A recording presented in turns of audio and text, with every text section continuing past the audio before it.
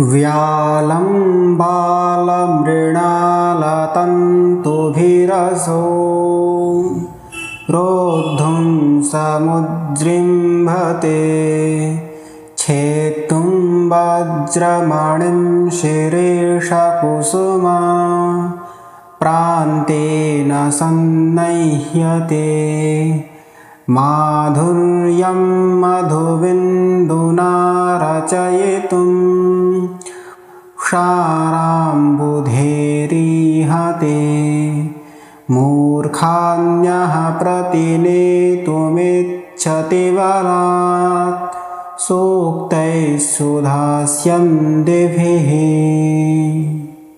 वह व्यक्ति कोमल कमल नाल के धागों से हाथी को रोकने के लिए उद्यत होते हैं। शीर्ष के फूल के किनारे से अत्यंत कठोर मणि को काटने के लिए चेष्टा करता है। शहद की एक बूंद से खारे समुद्र को मीठा बनाना चाहता है, जो अमृतवर्षी सूक्तियों के द्वारा दुष्ट को सज्जनों के मार्ग पर ले जाना चाहता है।